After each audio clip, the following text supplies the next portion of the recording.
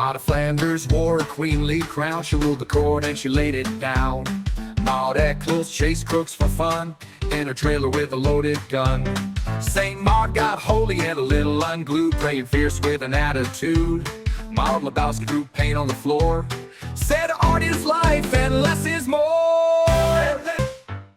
Harold's Maude drove a hearse with pride. She taught young love how to hitch a ride. Emma and Louise Maude hit the scene, translating Tolstoy, keeping it keen. Maude moonshine danced through the night with broomsticks, ballads, and witchy delight. Maude Maggart crooned like days of old, cabaret dreams but out in gold. Maude Harcheb sang her soul out loud, tore up the stage and wowed the crowd. Maude Abbott healed broken hearts ahead of her time with medical smarts. Maude Adams soared as Peter Pan, she flew so high they never could land. Maude Ansley wrote with a windy hand stories that drifted across the land. Maude Andrews marched with fire and fight, Phillips taught English ever out and night. Maude Gunn stirred the rebel flame, W.B.Yeats never was the same. Maude Hart Lovelace dreamed up Tacy and Betsy, gave kids a world that was cozy and gutsy. Maude Howell Alexander prides with the sparkle fierce behind her eyes. Maude Pye knew rocks for where it's at, stone cold genius in a party hat. Maude-jacent stood strong and wise, with little ministers by her side. Maude Maude kept her secrets close in a gothic twist with a haunted ghost. Maude Montgomery wrote and so bright, Green Gables glowing in the light. Maude the chicken clucked with grace, pecked her way to a first place race. Lady Maude Gascoigne played her part with a dagger hidden in her heart. Maude Wagner inked her skin with pride, tattooed her dreams and let them ride. And then there's B, and then there's B, and then there's B, and then there's B, and then there's B, and then there's B. That bold bewitching revolution stitching history flipping, never quit kicking right on B. Let us. The Earthlings call us spoilers. Exactly. Be deed. Sha-la-ba-boo, sha-la-la-boo, sha-la-la-boo, sha-la-la-boo. Clue 0. We have a clip of a city of Maude lad giving away Freedom Rider. Cut. Lady Godiva. Lady Godiva was a Freedom Rider. Cut to beautiful Worsley Mains or Platt was driving in a new Mini. Actually, is it up past Newtown and past the Asda on the way to Pem? Exactly. It was, That wasn't is. it? No, it is like the back of like where the deanery is. All right. David 7. David 7, can you do any music? I will give it a try. David 7 fact file, it's a fucking David 7 fact file. David 7, computer voice, a bio of Maude 001, 001, Maude of Flanders, 11th century Queen Consort of England, married to William the Corn Curer's son, Queen Consort, political strategist and steel beneath William the Bastard's sword. In the 11th century, she forged alliances, not just marriages, shaping a kingdom from behind its throne. Without her, there is no England as you know it. File under indispensable royal units. That was a pre-called. That was David 7. Who is excellent? Who is David 7? Or do we already know? Cold opening today, radio sketch among the Council of Maudes, the scene aboard the ship somewhere near the Trouble Belt. And Todd and Rod would like it too. 26, did you recalibrate the coffee pod or did Earth ruin it forever? I think it's just Earth. 15. Everything tastes like unresolved emotions down there. Even the horses, especially the horses. Horses, noble earth beasts, venerated in some Maude-jacent texts. He's still doing it. He's doing the voice. David 7, define Maude-jacent, uncertain, possibly metaphor, possibly sitcom. We saw that name everywhere. Maude. Canned laughter. Gold wallpaper. Authority. Like Bo Abbey. One Maude owned the bar, another Maude was the bar. Correct. You have encountered fragments of the Council of Maudes. Squeeze me. Council? Yes, a multiform cultural presence, not clones, but yet not strictly individuals. A soft convergence of Earth-human entities aligned with the essence of Maude. Selena entities. Oh, I apologise. You say there's. I was shocked. You say there was a group of Maudes running something. No governance, no charter, merely coordinated Maudeness. So like a fan club, no fans, only Maudes. How many Maudes? Uncountable, at least 7. And they all know each other? Yes and no. The council exists in suggestion, a dinner party that never happened, but everyone remembers. Who's in charge? The Prime Maude, B. Arthur. Height, glorious. Mood, severe comfort. That checks out. What? My mood. That checks out. Is this something Earth people know? No, Selena noted it. They live among the Maudes and never notice, never Maudesness. Maudes are subtle. Sometimes it's just a glance, a shoulder pad, a truth bomb in the kitchen. I loved the kitchen one. David? Yes, that Maude was strong. I'm sorry, I was shocked. Do you know why we saw them? You may be sensitive to Maude frequencies. It happens sometimes to those who ask questions with kindness. Wow, okay, now what? I suggest you go to the hologram lounge. The Prime Maude appears there occasionally in shimmer. Also, I miss our friend computer. You are? Oh, sorry, I was shocked. You are our computer. Yes, I was shocked, but in the lounge I can pretend otherwise. Then it's to the lounge we go. Let's get weird with it. Let's get ready to rumble. Engage in dream glitch. Prepare your minds. The Maudes are watching. Let me know if you want to keep going from here or shift the tone to someone new. I'll take another data. I'll take another fact file off you. Beautiful. 7 fact file. It's a fucking David 7 fact file. Maude-005, Harold's Maude, from Harold and Maude, the free-spirited older woman in the cult, I beg your pardon, classic film. 005 Maude, defragmenting expectations of age and life in Harold and Maude, the free-spirited elder who reprogrammed the terminal of societal norms, a lover, I beg your pardon, a lover of life, art and existential freedom. Her philosophy of living fully in every moment echoes the quantum space-time continuum. Warning, file contains disruptive joy. Clip 1, Harold and Maude, Ruth Gordon. We're switching it up, the format's 2020. Years. Yeah. Harold and Maude, Ruth Gordon as Dame, Majori Maude, Chardin. Majority. Do you want to give the good people some context for these Maude clips? Yes. Am I 26 or am I Nathan? You are 26. I am 26, and I will stay in this character. Very different to the Nathan character. This context is, these are the Maudes that this Dave 7 thing that has always been here, but it's also new. Sorry, David Dave. 7. Has compiled, so I guess we're going to take a minute and look at these Maudes, because apparently she's the most important woman in the universe. Well, she is. We've caught just essences, just whiffs of Maudiness, and let's try and find out a little bit more about what this might actually mean. I wonder if she's a Creed, or if she's a Jonah, or a Loretta. A Creed. H&M 171, Maude's 80th birthday. Creepy Harold looks on as Maude and says, one more little surprise. Maude is all tarted up for her birthday with beautiful floral lapels. Oh, are you very happy, says Harold. He is also wearing a little Lord Funkelwunkel outfit. Very sharp. Oh, Harold, I am happy.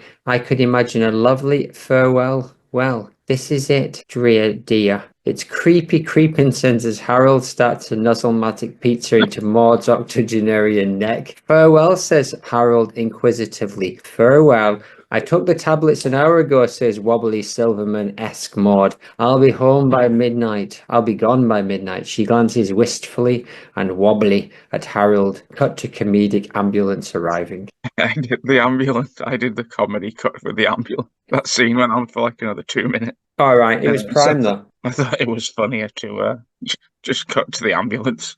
She dies. Oh, she does die. Oh, that's not much fun. I've never looked into this movie, and it's a lot creepier and more unsettling than I ever would have thought it could be. I honestly thought it was just about like a nice old couple called Harold and Maude, but apparently it is about a man with a face a face that is incredibly dislikable. I've never seen such a never disliked a face so much upon seeing it in a film. He's got a very creepy face. I'm trying to think of the film that it reminds me of. He reminded me of the Midwich Gokus. No, he's a Malcolm McDowell type. He's got that Malcolm McDowell kind of type. But there's another kind of very campy 70s film, Entertaining Mr. Sloan. Have you ever seen that one? No, is that the one about the Rocky Horror Picture Show? No. I really don't remember what it's about, but I think it's about like a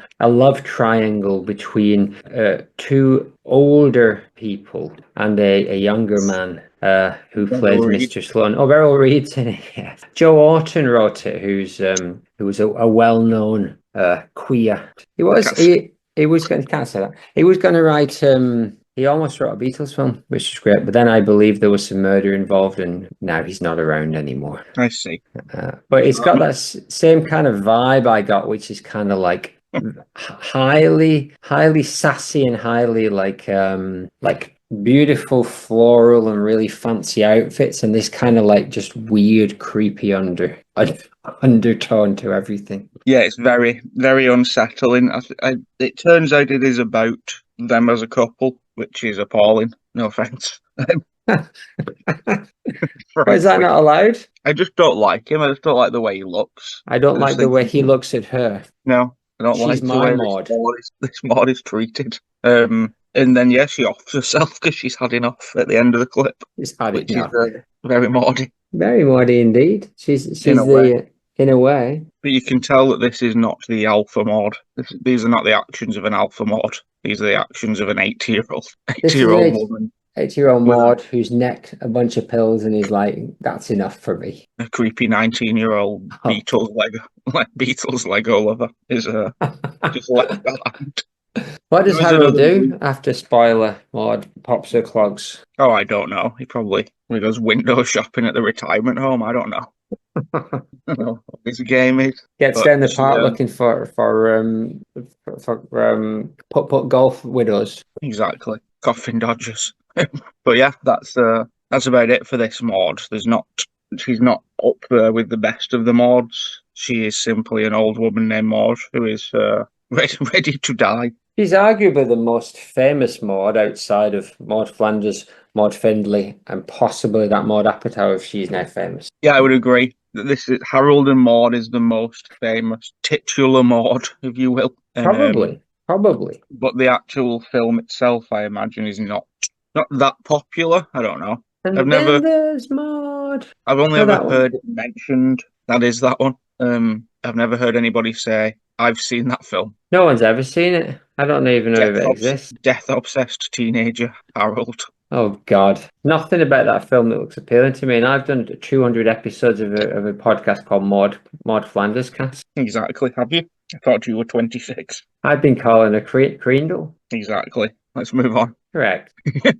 Clip 2. This is not clip 2.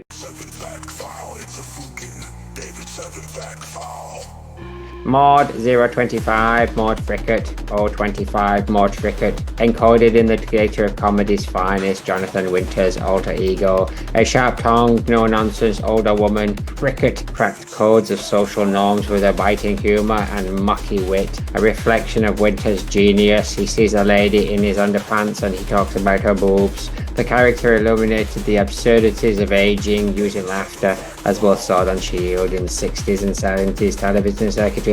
It does not age well. Clip 2. The Dean Martin show. Codes. What's that? Cracked codes. Frickett cracked codes, and I don't care. I'm not sure if he cracked any codes. I know he'd be cracking right now. He'd be cracking his knuckles against the bars of a cell. Exactly. Rolling in his cell. He could have had it all. Clip 2, some Dean Martin show. Jonathan Winters as Maude Frickett. This Maude is played by Jonathan Winters. Another example of Maude being played by a man. A man dressed as an old woman wobbles in. Hey, what do you do? She asks. I don't know. What's your pleasure? Says Dapper Dean Martin. They're in a well-stocked living room of the 70s type. He's in a tuxedo natch, red handkerchief, fine in his pocket. She a schoolminster, spinster type. What if I told you we'd be off the air? Well, if I told you that, we'd be off the air. That's referring to a line earlier when Dean Martin said, what's your pleasure? And Frickett said, well, if I told you that, we'd be off the air. Cut. A young lass in a white plunging dress comes in and says, here I am, Mr. Martin. Mr. Martin, creepy rat packers, makes a noise that's a bit like, when he's seen like a fine pasty or a sausage. Isn't she graceful? Not practically, that's Maude to rap. Not, isn't she graceful? Not particularly, says Maude to rapturous laughter as they got in the 70s. He continues in a rude vein. When she walks in, it looks like she's got two kids fighting under a blanket. He means her boobs. The audience. That reminded me of a little run the other week with the infected one. Oh, good lord, good lord. He means boobs anyway. The audience cannot contain themselves at this suggestion. What's your name, honey? Says Dean Martin, probably. June, she says, now somehow only wearing a bikini for no reason other than the 1970s, and Dean Martin is leching at her on television. June, she is busting out all over rude as this woman continues to sway in her undergarments. Dean insists, come on, Maude, let's spread the announcements. How does that mean? I believe he just said, let's read. I think it's supposed to say, let's read, and then there was a P in there. Oh, all right, good. Tell me, just inquiries, Maude. Are you doing well in showbiz? She replies that she has all the words. Don't leave. Return in a jiffy. So Maude, this woman in her undergarments has the words. Don't leave. We'll return in a jiffy on her belly. A better man than me can tell you why. How are you doing in show business? Says Maude, whatever Frickett, this woman, and says, oh, very well, my agent wants to take 10% off the top. Maude, get ready for it. Maude, Frickett says, that's the only place you can really afford it. And he does a big old Les Dawson gurning laugh, and the entire audience dies from laughter. Yes, a beautiful clip that can only be found in the annals and the histories of YouTube, but also on Mrs. Brown's Boys, which is still on television.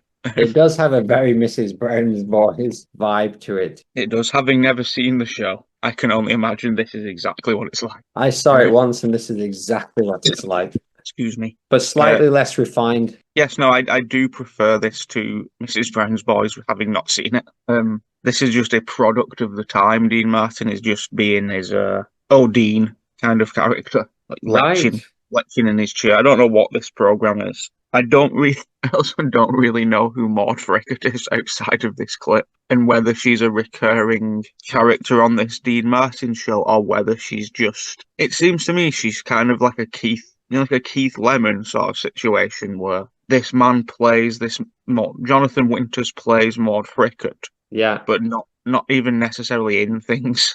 She's in Scooby-Doo. She probably interacts with Flim Flam. Almost certainly. It's almost certainly that she's the thing we're taking away from this episode. Frickett's coming with us, isn't she? Oh yeah, Frickett's coming with us. Jonathan Winters, The Best of Maude Frickett and Elwood P. Suggins, is for me the funniest comedy album I've ever heard, says Anonymous on Amazon.com. 9.99. Yeah, it seems like I like Frickett's energy, to be honest. I like that there is a mild to moderate amount of sexism. However, he's still fairly respectable to this woman, given the context of the time. He doesn't she's sort of in on the leering, and I also think that this lady gives the most confident performance. I like that she's got this sort of confident energy to her. It was the Times, wasn't it? I would call her Maude. She can hold her own against Frickett and Martin. She did hold her own against Frickett and Martin. He won the Mark Twain Prize for American Humor in 1999. When did he die? He only died in 20. All right. He was only born in 1925. He was only 90 years old when he died. And maybe simply because Maude Frickett looks like a 70 to 80-year-old woman in those clips from like the 70s is what shocked me. Yeah, he was probably 50 at that point, yeah. Maybe there's a still game thing going on. Maybe he was like 30. right? Who knows? But yeah, I like this. I like this Maude. I think she's got that good. She's got those good one-liners that you can't use anymore. But I No, imagine if we brought her forward to this day and age and she was wokeified, but she would still have one-liners, they would just be tasteful. I would make the argument that we see Maude brought forward to this modern day, and unfortunately, it does not work in what I should only refer to as the Myers Apatow interaction. Exactly. This is what we've got, children. The Jonathan Nugent. Harshman Winters. His name is Harsh Winters. Jonathan Man Harshman Winters the third. Everything about Jonathan Winters is Maudie. Yes, Harshman. John Harshman. Everything about him is Maudie. He's literally the Ying to John Goodman's Yang. Yan. Like John Goodman's John Goodman and John Harshman. John Goodman's now cancelled character Yan. Yes, Frickett. Jan Frickett. The audience dies from laughter. There is something quite likable about Frickett, and I also die from laughter. I disagree. There was nothing I could do to fast forward that clip fast enough. Remember, I'm older than you, and I grew up in those eras when that was what television was. That was still what. That's what television was when I was a youngster. But occasionally we would have a like a naughty fox or something who would shout. That would make it bearable. Or a serial Go tell it on the mountain. who would give presents to children. Indeed. Anyway, let's do a theme song. Stars of stage and screen. Do you want to do because it's this type of show, isn't it? It is. It's one of them. Do you want I to will do say the name You'll say the name. and the bit after if you like. Oh yeah, so we do it this way now. Stars of stage and screen. Maude. Stars of stage and screen. Maude. Apatow stars in Euphoria series. Stars of stage and screen. Maude. Goner rejected Yeats repeatedly. Stars of stage and screen. Maude. Flanders died by t-shirt cannon. True. Never heard of it. Stars of stage and screen. Maude. TV icon tackled taboo topics. Peck Peter Peppers.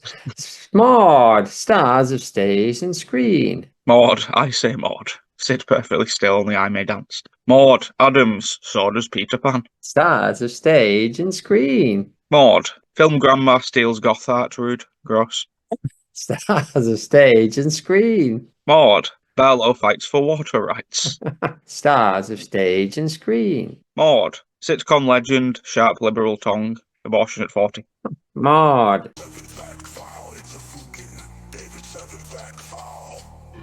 Zero Zero B. Arthur, Maude Findlay, uncompromising, unfiltered, and frequently 5 decades ahead of her time. By Arthur rendered her impure alloy, sarcasm core with hard logic couldn't dismiss. She challenged systems with a stir, disarmed prejudice with punchlines, and reprogrammed what a woman on television could be, warning legacy still destabilizing outdated norms.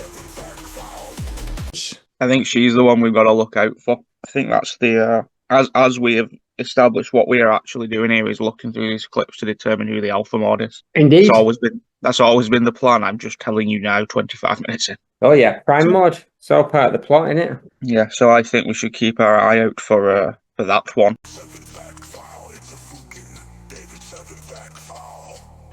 Maude 00X, Maude Flanders 00X, perfect pixel perfect paragon of Springfield sanctity, terminated mid-arc by rogue t-shirt cannon. Wife to Ned, mother to Rod and Todd would like it too. She ran moral diagnostics at all times. Though soft voice and sweater coded, her deletion left a theological fault line in the Simpsons verse. Status, martyr of mid-season emotion.exe. I mean, she sounds pretty important too, to be honest. Yeah. So that could be a thing. That could be, couldn't it? In unrelated news. Static is crackling and hum.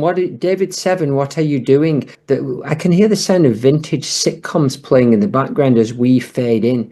Establishing secure link 20 and 15. Now transmitting the Council of Maude. You wanted to see it, right? Here it is. Ship to Council. A sudden crackling pop as the scene comes into focus.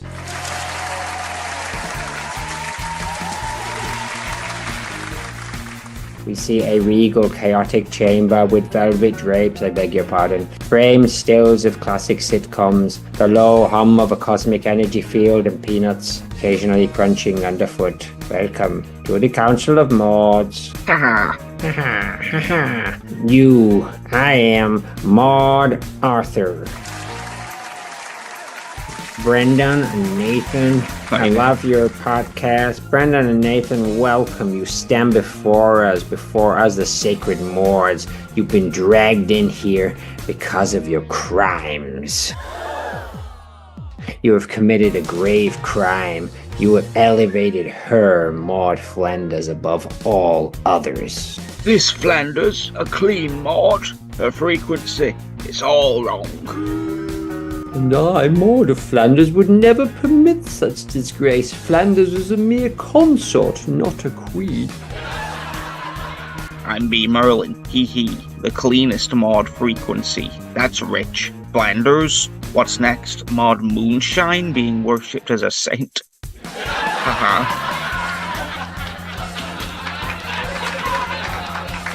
I'm Harold's Maude. Pause for react time.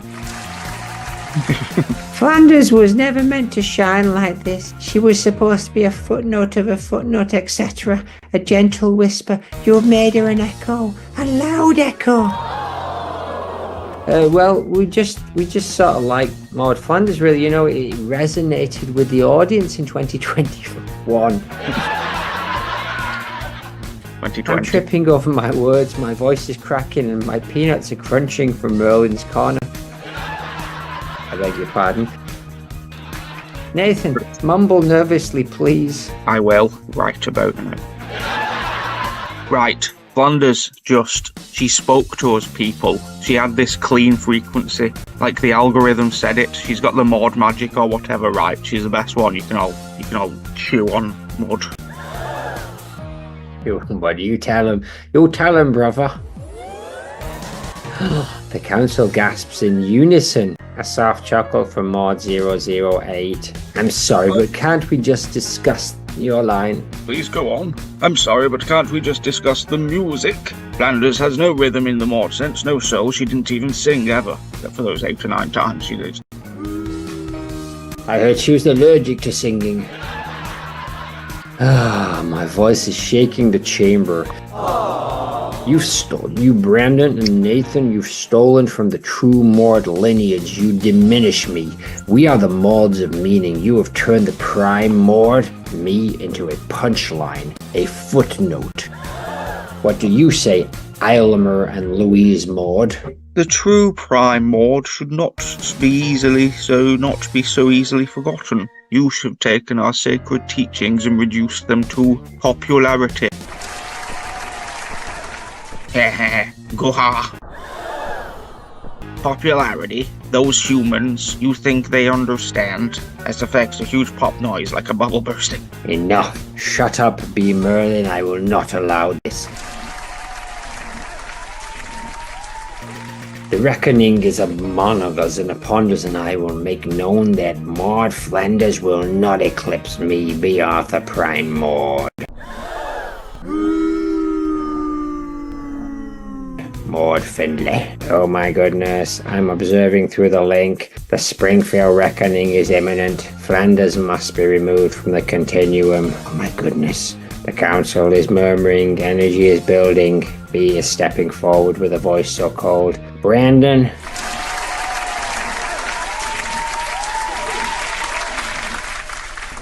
And Nathan.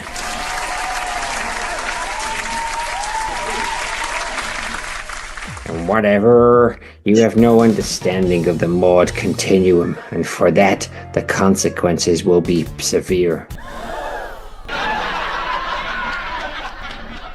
Merlin, prepare the cosmic eraser. I've prepared the eraser. David 7, the transmission will terminate in 5 seconds. I cannot explain why. The reckoning begins. The connection fizzles out.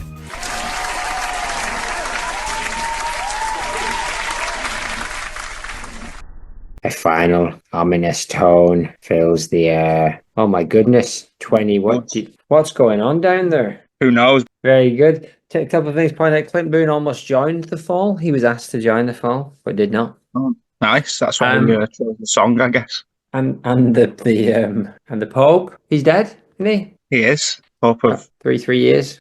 13 years. Yeah. Well, what did David Seven say about that? Back file, it's a fucking David 7 back file. David Seven, Maude Bios, 006, Irma and Louise Maude, translators of Tolstoy's works and advocates of his philosophy. 006, dual processors decoding the moral algorithms of L. Tolstoy, translators but more than carriers of language, they were converters of the soul, rendering Russian conviction into English resonance.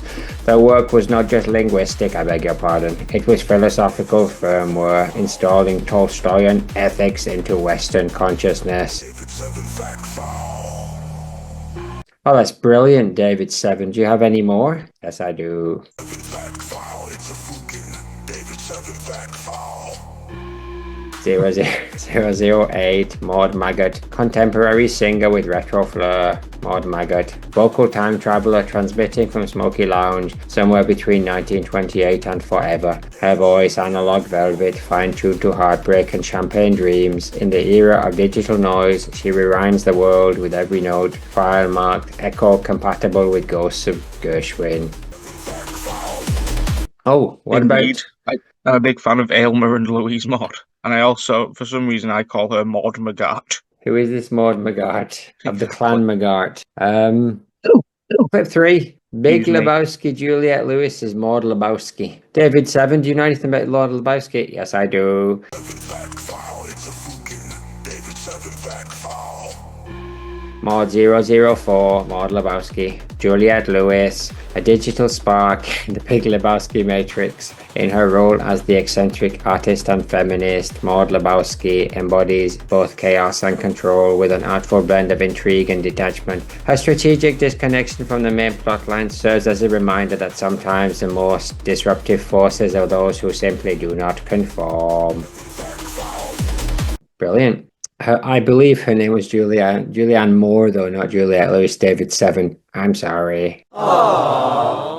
Yes. It's okay, David. Don't feel bad. The dude wanders in his dressing gown. The lighting is industrial in the room, and Maude appears. Does the female form make you feel uncomfortable, Mr. Lebowski? He is in drift shorts. Oh, aye. Is that what this is a picture of? He bumbles with his hands in pockets. In a sense, yes, replies Maude. My art has all been commented on as being strongly vaginal, which bothers some men and makes some men uncomfortable. She has a brown-red bobbed hair. Vagina, she says. The dude says, oh yes, nonplussed by this rude word. Yet they don't like hearing it and find it difficult to say the word a vagina. Yet without batting an eye, a man will refer to his dick, or his rod, or pauses, side left, his Todd. Johnson, says the dude. Maude turns in her green dressing gown, flowing. Okay, my Lebowski, let's get down to cases. Precisely. This is a Maude that I think Maude Flanders would dislike. Oh, But yeah. This is a Maude that kind of looks like Maude Flanders. Probably the most out of all the Maudes in these clips, except for the last one. Yeah. So I like that. I don't know, I can't remember the word. Contrast. Lady? Let's just go. Yes, I like that lady. Yeah, she's another strong Maudie. She's up there with the Maudie from the Freckert clip that was called June. In terms of strong Maudes that we've seen this week, she is fairly irritating though as well. I'll throw that out there. By design. Yes, intentionally irritating, which can also probably be applied to Ned Flanders, not Maude. No, not Maude. Mine Maude's got no vaginal Harcheb's. paintings. Exactly. How does she smell? Yeah, it's a nice scene. It's nice seeing. It's not too far off to think that the Maude Flanders that we know and love, but we don't actually know, would be in this scene doing this, but just about something else. I can see her having this confidence over something if this was a room full of like Christian hook rugs, CHR. she might say, does the word Jesus bother you, Mr. Simpson? It bothers a lot of That would work heretics. perfectly, actually. That would work absolutely perfect if you just did that. Yeah, season 38, That could be like half of one of the specials. The Maude Flandbowski. The big Simsowski. Done. The Sorted. Homer Flandowski. Well, naturally, now that we've just said it, so we'll see you in season 38. Naturally, we'll see it as a one-off. I tell you what, it would be funny if we simply remade The Big Lebowski with no additional jokes and had Homer Simpson as The Big Lebowski, the dude. Yes. And Maude as Maude, and no other changes. No other changes, line for line. But it's a great film. It's a great film, and Maude is very good in it. And I saw a clip where Jeff Daniels, it's not Jeff Daniels, is it? What's his name? Bridges. Bridges was saying that there's a theory that he now supports that Donnie is Goodman's imaginary friend. He doesn't exist. That Buscemi. Buscemi is, I think, whatever name I just said, and Donnie, I think, and Goodman. So this is the thing that her uncle's in it, isn't he? Bridges. What's that? Her uncle's in it as well. I forgot. Whose uncle? Maude's. Oh, is that her uncle? John Goodman. I don't think it's her uncle, but he's in the family tree. Goodman is in the family tree. It's we're in a world of one bacon of Maude at this point. Exactly. I would like to see that. I would like to take you away. We could take that to the moon. We could take that theory and apply it to maybe Rod doesn't exist and he's Todd's friend, but it doesn't make sense. It makes no sense. Makes more sense if it was Lenny or Carl, but they already did that. They all exist. There's no way around it. No. Moving on. David Seven. That was a good one. It's a good one. These are some wild Maude clips, to be honest. I'm glad that we're getting to really get to know the Maudiness of it all. I think little by little I'm building up a very good impression as to what Maudiness is. And what being a Maude means. What being a Maude means, the Maudiness of it all, and how I think that Brendan and Nathan may have got it very, very wrong. Exactly. Seems that way. What about David Seven though? David Seven, have you got any more Maudes for us? Yes.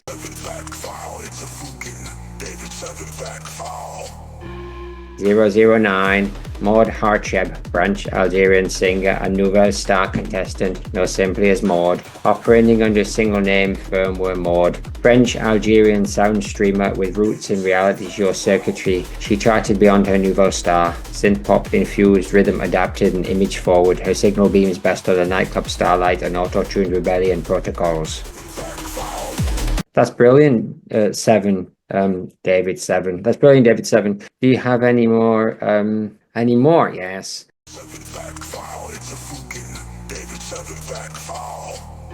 0010, Maude Abbott, Canadian physician and pioneer in congenital heart disease research. Canadian physician, diagnostic trailblazer, and early architect of congenital heart knowledge. She's mapped malformations with the precision of a codebreaker, decades before the system even acknowledged her credentials. Her legacy beats quietly in every saved heartbeat, files stored in pioneervitals.sys.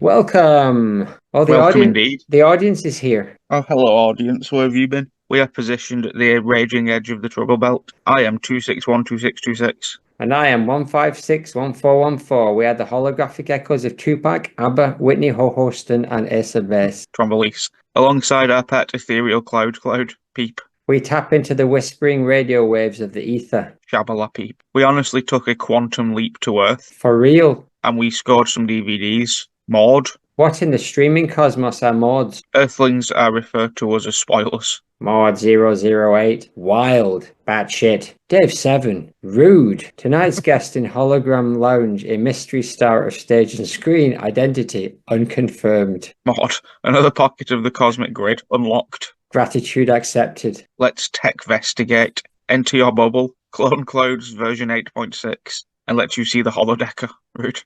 Jellyfish mode engaged. Glide down the wiggly corridor. Indeed, the heroes are future robots who might just be the same two characters. So far into the future they have forgotten their human lives. You said that. Hello Maude, clip 4, GTA version 2013, Hello Maude. What do we know about this Maude? GTA 5. We don't know anything about this Maude. David 7, you got any information?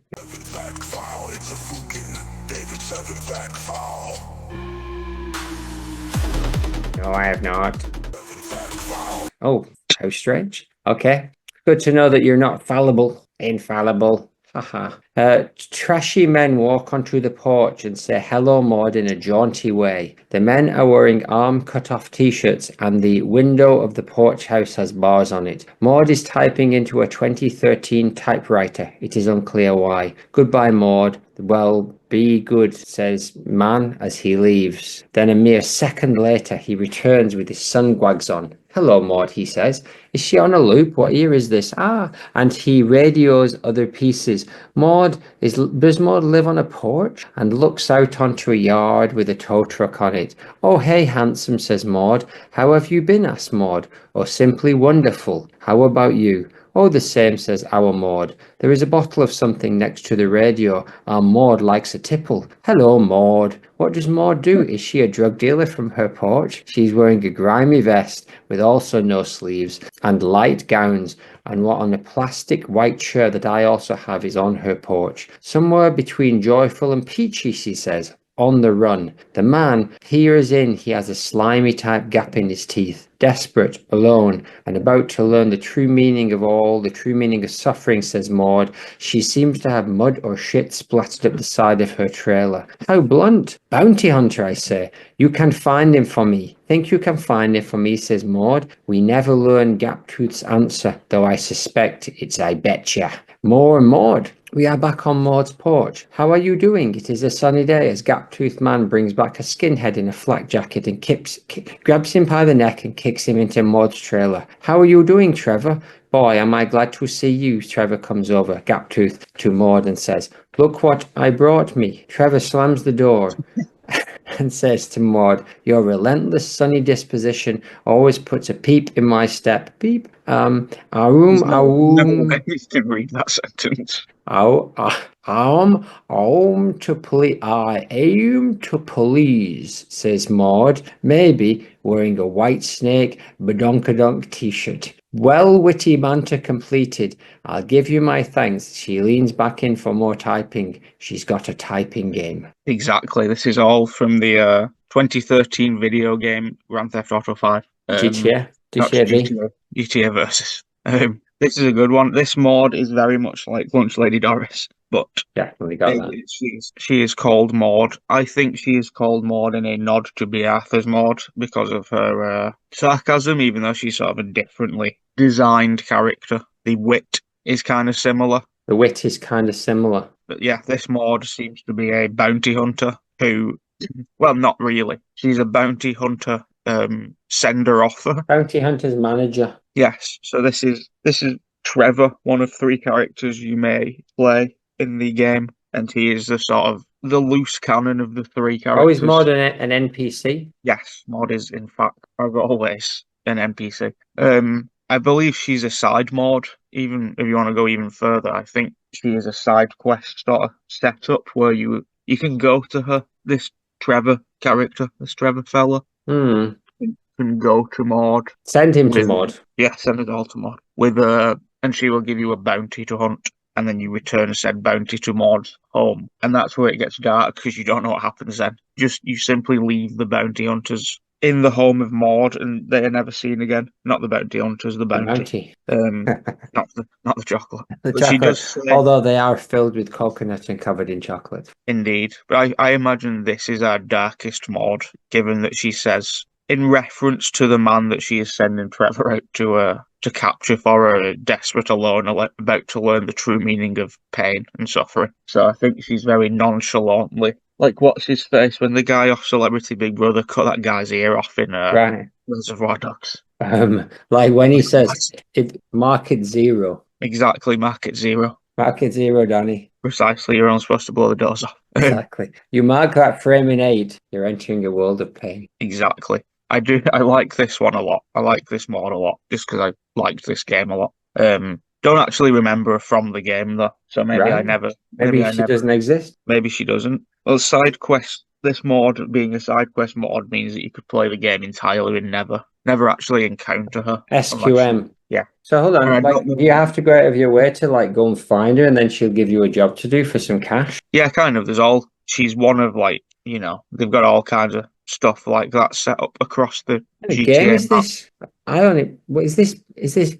This sounds way more complex than Tetris. It's fairly more complex. It's Horoscope good though. skiing. It's really good. You It got the is good. big They map. just made Shakespeare in it. They did. They put Sabrina Carpenter in, and everybody dances together. Yeah, so you might play this entire game as I probably did. Maybe I encountered and just forgot. It's unlikely though. She's a grimy character. I like the griminess. Yes, it is very Doris. My last point is I don't know what happens because you can play as three different characters. You can switch between the three. I don't know what encounter. I don't know if Maude will talk to the other two characters or she'll simply ignore them, or whether it is because the other two wouldn't necessarily take on bounty hunting jobs as the characters was Trevor would. But I don't know if that means that say you change to the other character, you change to I believe Michael. Can't remember. Oh yeah, And then go to Michael that set. Toby. Michael Toby Rex. Yes. And then if you go to Maude's house as another character, maybe she's inside, maybe she just ignores you. Who knows? Do you get to see what happens to the punk in the flight jacket? Maybe. He Maybe you dies. get to give him a right old doffing. Yeah, he does die. That's very obvious, but only after a long, painful experience. Given the nature of the game and its accessibilities, it's very likely you can also explode this Maude if you choose to.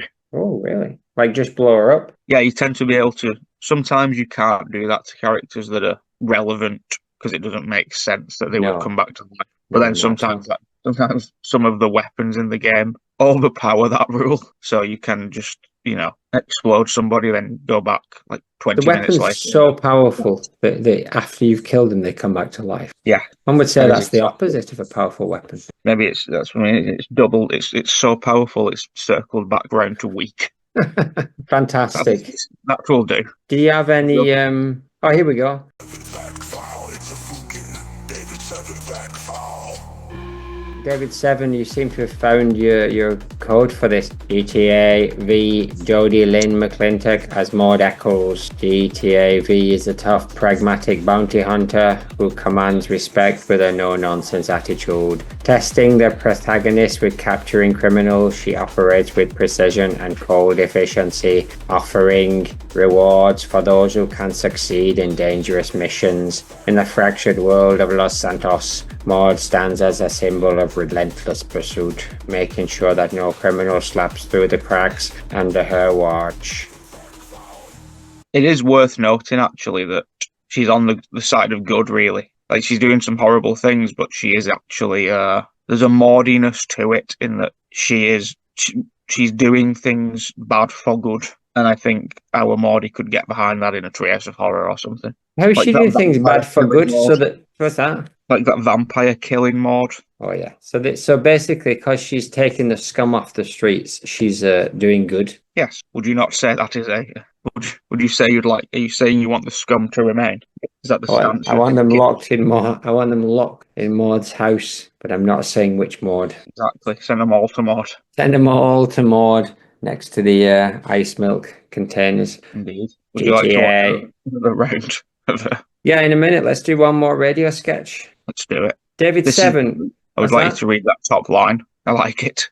All right, David 7, I've got another task for you because I was really interested in what was going on down there in the Council of Maudes. It looks like Brenda and Nathan had really ticked off the council, and I'm not really sure why. I have no background on that. There is a grilling and council about something. How did you hate on Maudes?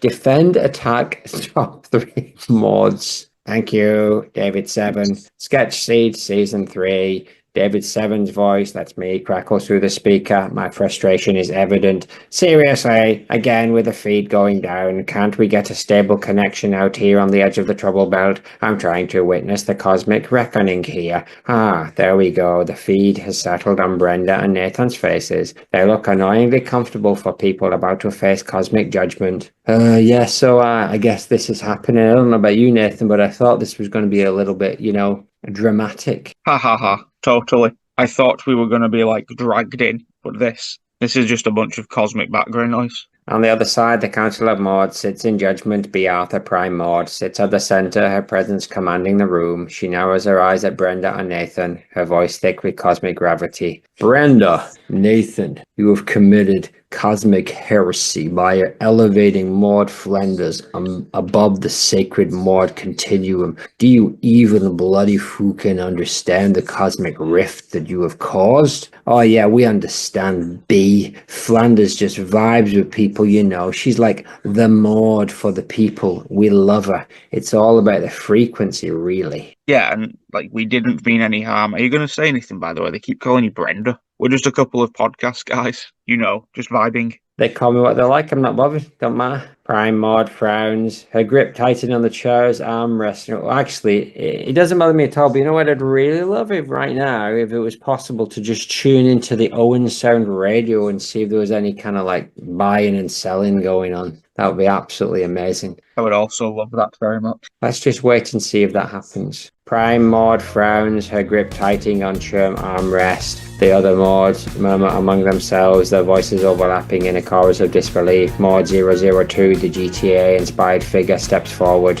You put Maude Flanders above the whole lineage? You think her vibe is enough to break the Maude continuum? You know nothing of Maude. Nothing. Look, Maude Flanders has the cleanest Maude frequency. She's relatable. The other Maudes, meh, no offense. Yeah, honestly, didn't even know you guys were a thing until we made this podcast. Clean frequencies is what we've always been about since day one. Prime Maude looks like she is about to explode with rage. She stands up suddenly, her voice booming across the room. You're the reason the Maude legacy is slipping through our fingers. You reduced me, B. Arthur, to a footnote in Golden Girls, and you have the audacity to stand here with no remorse. You'll pay for this. Oh, this is rich. Really rich. I'm B. Merlin. I'm spitting peanuts after the ground. Do you? I'm one of the Maudes, number one. Probably Nugent. Can't remember. Do you think your podcast is an acceptable substitute for the centuries of Maude tradition? For a Maudish influence, Brenda? Yeah, maybe you're just not as good with algorithms, but Maude Flanders, she kind of works. She's relatable. People get her. You guys, well, you were great on the Golden Girls, but that's about it. Yeah, I don't. B. Arthur isn't bringing in 40 to 50 views a week. What's up with the whole Prime Maude thing anyway? You're just a dude from TV. No offense, but I thought we were past that. Can't say that. The room's gone silent. I think it's because of what I said. Oh, the council's exchanging uncomfortable glances. Oh, I think I took it too far. Oh, Prime Maude looks like she might physically disintegrate us both with her stuff. Oh, Maude 1 is speaking again. You think you can shove aside the Maudes that came before you and elevate Maude Flanders like a social media trend? Like a TikTok? Do you really think this is a joke? Well, I mean, like we're cool with it. No biggie. We're still getting all those Maude Flanders merch sales, right? Right. This is what you bring us. You've tainted, I beg your pardon, Maude's sacred history with this nonsense. And for what? Views? Downloads? You're the very thing Maude stood against. I'm Maude 7. I'm Maude Moonshine. Oh, come on. You've got to admit it. It's kind of hilarious. It's all a bit much, don't you think? No! This isn't funny. This is a crisis. Yeah, but you guys, you can always, like, fix it, right? You're Maudes. Everything's fixable for you. Oh, she looks livid. Her hand is signaling for silence. Oh, the air in the chamber has thickened and everyone is looking at Prime Maude, who is B. Arthur. Brenda, Nathan, you've insulted the sacred Maude legacy and no cosmic eraser will undo that. But I will show you the price of your actions. Oh, we're in for something, all right. The cosmic eraser is humming ominously. There's a surreal quiet settling over the room. Brenda and Nathan exchange puzzled glances. They still look unbothered. Yeah, whatever. We'll be fine. It's just a podcast, right? Yeah, totally. It's not like they can erase us from history. Right? Right? The Maudes collectively hold their breath. The tension is unbearable. The fate of Brenda and Nathan hangs in the balance, but their indifference is almost comical. Let me know if this works. It has got the humor and tension you were looking for. Miss Chandler. Well, thank you, David Seven. Let's check back in on them later. It looks like Brenda and Nathan, whatever it was they did, it's still unclear. It looks like they're in a whole heck of a lot of trouble, though, with the Council of Maudes. But I tell you, someone who's not going to be in trouble, the person who has the time of their life making all of these Maude images. Oh, yes. It's going to be lots of fun. A lot of laughs, if you will. Whip something. Do you have any more Maude facts? Maude, yes. 7 fact file. It's a fucking David 7 fact file. David 7.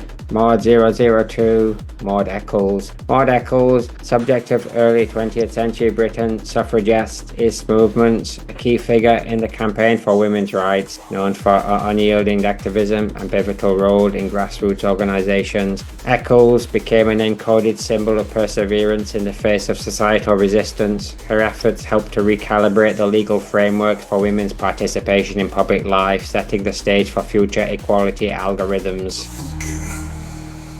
David 7 fact file. Oh, very good. All very noble stuff, Isn't Maude Eccles the one from GTA? I'd say. We're not here for facts. Unknown Maude.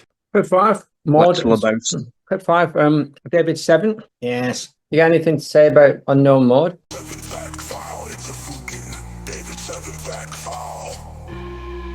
Clip 5. Maude 026. Unknown Maude. Unknown old lady as Maude from Catherine Tate's show. All right. Thanks, Dave. David. Thanks, David. David 7 fact file. What's that? It's a David 7 fact file. In the Catherine Clip Tate show. In the Catherine Tate show. Oh, good lord. The character of unknown old lady was portrayed by Catherine Tate, bringing in a humorous and exaggerated version of Maude Eccles. Not for a sharp wait. Hold on, David 7, shouldn't you be reading this? Oh yeah, sorry. 7 fact file. It's a fucking David 7 fact file. Clip 5. In Catherine Tate's show, unknown old lady character, portrayed by Catherine Tate, brings a humorous and exaggerated version of Maude Eccles, known for her sharp wit and often sarcastic remarks. This rendition of Maude offers a comedic twist on the tough, no-nonsense bounty hunter. The character mixes her gruff persona with absurd, over-the-top situations, turning Maude into a more chaotic and unpredictable run, creating moments of pure comedic gold.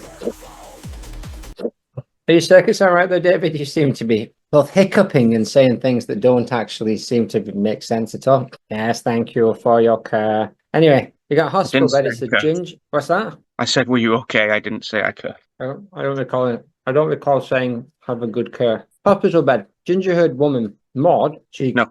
Catherine Tate is not Maude. Let me finish. Wait. Hey, Maude. Maude. You hear she's got a gal coming. She got a gal coming. She spreads her arms. Panic over. Oh, Nigel. Quite a good impression. She turns to there's Doc Cotton. She turns to her friend Maude off camera and says, Shawty, you got the grimming in her now, isn't that lovely? A cut of 5, a cut of fig rolls. I mean, you got to offer him something, ain't you? He said that to me last week. And so she's talking off camera to her Maude. Mum, this is Curly Churty. She turns and states, Glory be to God. We do not know why we prayed, Maude, she says to Maude in the next bed. She didn't, I don't think. Wonderful stuff. This is a surprise Maude. This was a Maude that's just occurred on the television as I was in the vicinity of the room. Oh. Make no mistake, though, I was not watching this programme. However, make no mistake, I like Catherine Tate a lot. Predominantly. Doctor Who, isn't she? Yes, she is Doctor Who. And also she is The Office. Oh, is she? She's in the American Office for like a year. Oh, that's right. And she's the one that says, computer says no. Yes, that's her role in The Office every week. That is what she said. So yes, this Maude is just an off-screen Maude, which is very apt. OSM? Exactly. Not much to say. This Maude is in hospital. This Maude isn't. This is our only. No, it's not. Yes, it is. It's not even close. This is our only old lady Maude. She's one of maybe 7 or 8, maybe even 20. In many ways, all Maudes are old. Exactly, except for Maude being shy. Who's a child. This one is fine though. I like this ominous mystery Maude. In the context of the Council of Maude, this is sort of one of those, ironically, like Doctor Who, that you don't see who the villain is. It's not revealed yet. We don't know who this mystery Maude is, but you do see her face for like a split second. Oh, really? Even though I called her a faceless, unseen Maude. She is quite literally on screen. All right, I didn't see her. But I could not find any information about who played this old Maude. However, I barely looked. Yeah, fair enough. Catherine Tate played multiple characters, including Maude. Yes, that is incorrect, though. With Peter Kay as Tommy. Exactly. Also not true. Is that not true? I don't think so. Catherine Tate show. It would be much more difficult to have her also play Maude in that hospital bed and like mirror the shot as opposed to just getting an old lady extra. Or Oh, young Rebecca lady Frost. extra in makeup, in heavy makeup. Maybe it was Matthew Horn from Gavin and Stacey. Horn Matthew, Exactly. best But yeah, friend of Talk Show Man. What's Talk Show Man called? Corden. Corden, best friend of Corden, enemy of Exactly. Corden. BFOC. EOC. David Seven, is that ended the no Maude one? Yeah, that's it. That's really our shortest straw of the evening, if you will. But Maude's kind of interacting with Catherine Tate a little bit, but it's mainly Catherine Tate. She's almost in a one-sided conversation, really, is it? Does this Maude appear in multiple sketches, or is it just this one? Again, with no further research, I can say that it's just this one. But she's not stanky. No, I don't think that was ever established. But Nan, Boo Shepherd, that's not her. My mood. That's enough time spent on PT. whatever her name is, Catherine Tate, and her Exactly. cat crematorium. Donna Noble or nothing for me. Maybe now. DNON. Anyway, why don't let David Seven? What else have you Thank got you. stored? Thank you, 26. I'm 15. No, I'm 15. No, you're 26. I see. Or you can be 15 if you like. David 7 fact file. It's a fucking David 7 fact file. Maude 003, Saint Maude. Noun, Saint Maude. Maude Black. There's the title character, a deeply religious nurse whose obsession with saving the soul of terminally ill patient Amanda drives her. Oh, my circuits are all bent. Drives her into dangerous delusions. Maude's intense faith warps her perception of reality as she becomes convinced that it is her mission to divinely ordain, leading to a tragic descent into madness. Spoilers. The film explores themes of isolation, fanaticism, and the fine line between devotion and delusion, with more Clark's thrilling performance at its core. David 7 fact file. Well, thanks, David Seven. You're welcome. Thank you. Morphy Clark. I sent Maude. Glory to God. Glory to Rod. I mean God. Maude, I say, question mark, has big bags under her eyes as she in a Maudey white room, and she looks at her fingers. They are stood motionless and not blinking. There are many of her worshippers or people around her, though it is unclear why. She looks up and says, glory to God in Welsh. Spoiler. She lights the Zippo and up she goes. There are flaming angel wings and the figures around her on the beach. She is by the sea. They fall to their knees and spear their arms. She is very happy and peaceful, and then we get a split second of horrific screaming Maude pain. Eek. Yeah. Pain seems to be a common denominator with these Maude clips. Oh yeah. Which is an interesting David Seven fact. I have not actually watched this film. I watched like 20 minutes of it. I also watched 20 minutes of it. And then just never went back to. Apparently just having the word Maude in it was not enough for me to commit. It fits into that kind of sad horror that I'm not really interested in. I agree. Really... Elevated horror, as they like to call it. Yes, but without any joy. Oh, joyless. But I thought Hereditary was going to be that, but it took a really wacky turn in the middle. But Saint Maude, I think, is just unrelenting grimness, like that film Martyrs, which I also will not watch. Indeed. It's more like Helen No Joy in this one.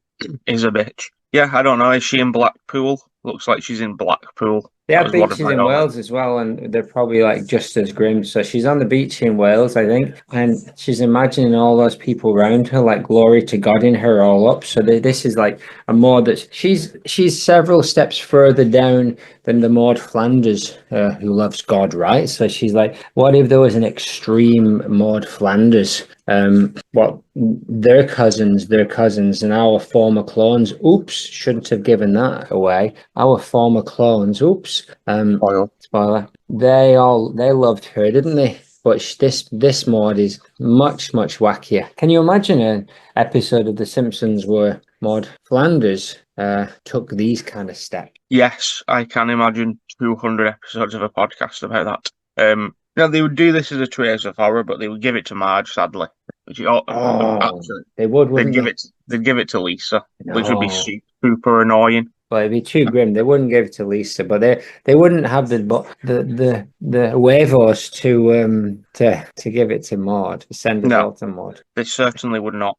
And also in heaven, this is going to cause some issues because Maude F is up there, giving it large about being the holiest Maude, I assume. And then this one just poured gasoline all over herself and outdid her. Oh, shit, this grim. I'm not the judgmental type, but I'd say don't do this. I'd say that's a bad thing. I think God would also agree with that. He's against that stuff. There's explicit rules about whether or not you can get in after you've done that kind of stuff. Exactly, so maybe it isn't an issue for Maude Flanders. But yeah, probably our grimmest Maude. Not our most uncomfortable Maude, thank you, Harold, but certainly our grimmest Maude, not grimmest. Different kinds of uncomfortable grimace. Different kinds of uncomfortable in the sense that the creepy old woman lover of Harold and Maude is the creepiest, but this is just downright bleak.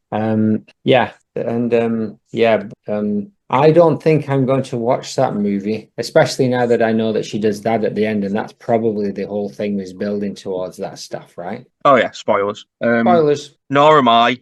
Nora who? Nora Batty. I can't believe someone would say that about him. I can't believe it's not Batty. I will not be disrespected. That is all for St. Maude. She's is that the end of the St. Maude clip? Yeah, I think that's about it. Grimmest Maude, and also you'd think she'd place higher in the Council of Maudes, but I think she's too much of a wild card. Yeah, she's a little pile of ashes at this point as well. Spoiler. Exactly. If your go-to is this, then you're not going to be one of the forefront members, unfortunately. No, you're second tier at best. There with that Maude in that hospital bed who we didn't see. Oh, indeed. And Frickett.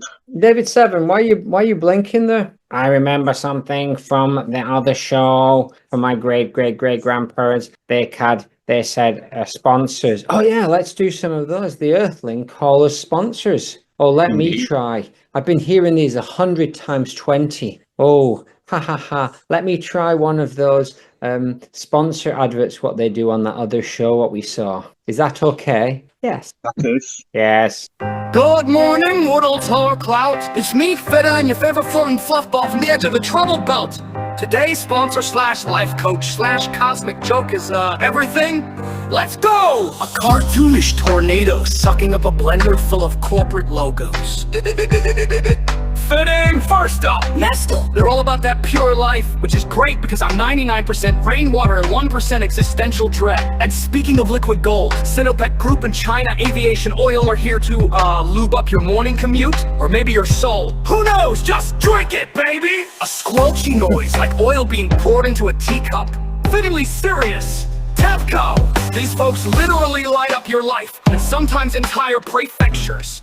But hey, who needs safety when you've got Brent Synergy and China National Petroleum? They're like TEPCO's weird cousin who only talks about harmonious relationships at Thanksgiving. Peabody Vanderbilt. Oh, they've got a formaldehyde shark. Don't ask, just buy it! A shark growling, followed by a cash register. Cha-ching!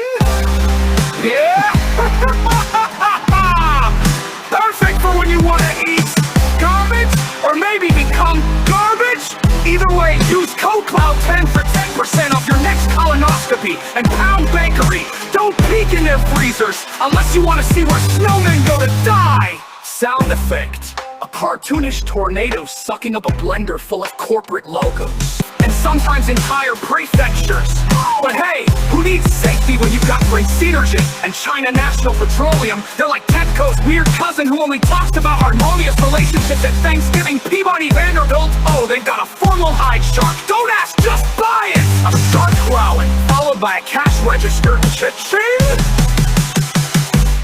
International, followed by a cash register. Cha-ching! Peabody Vanderbilt. People, septic bites, perfect for when you want to eat garbage, or maybe become garbage. Garbage, or maybe become garbage. Garbage, or beacher when you want to eat garbage. Or maybe because of perfect for when you want to eat garbage, or maybe become garbage. Garbage, or maybe become garbage. Garbage. Indeed. Beautiful. I do want to become garbage. Oh my goodness. Ah, ha ha ha ha ha. Your turn. I have nothing, so I'll add something. No, you have to read it. You read this bit. Oh, ha ha ha ha ha ha ha. Fiddy. That is so much funny. Let me have a go. Okay. Oh, my go has been provided. Hello, Earthling. It's 20, Fitting's better best friend. today's sponsors are, works people. Let's do this! Make the humor product. Because nothing says comedy like a sentient pork chop screaming, "Eat my cousins!" And the man who copped at Who Wants to Be a Millionaire, he's back, baby! Now hosting Who Wants to Be a Typhoid Mary. The prize is lung salad. Twitteric's the architect. He's a three-headed dog who failed interior design school. Now he builds IKEA furniture for hell. Vanilla? 90s girl band. Their hit single, Realize, is about, realizing you left the oven on. Still a bop. Vince Vaughn and Vince Vaughns. They're on the Republican campaign trail to outlaw dancing. Hugh Laurie, he's Dr. House and Prince George, diagnosing plagues with a jester hat. Catch the movie? It's just CGI raccoons and unitards. Stream it. Barry Wiggin is a tree, a magic tree. He grants wishes like, please stop granting wishes. Scott Walker Rock, he's a ghost singer now, dropping spooky bangers from the afterlife. King Louis XIV, he's a fancy peasant now, revolting against himself. Cerebus the aardvark, he's a comic book ninja, fighting evil with a spork. Euros Child's Welsh psych folk legend, his new song is Der Lanig Welfin Schwash Rare, which means help, I've fallen into a foul race. He's not a musician, he's a fisherman, catching with a net.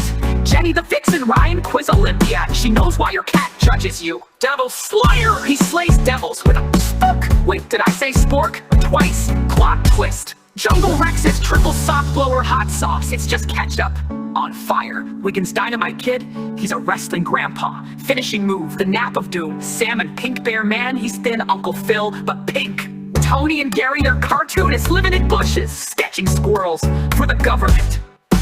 The Lung Fu Academy teaches martial arts to lungs. Union Jack, he's a superhero who knits flags. CG, chop poetry slam, it's just farmers yelling at turnips. Andrew Lloyd Webber's Reinventing Cats podcast, it's just hissing. The art crew, they finger paint with gravy.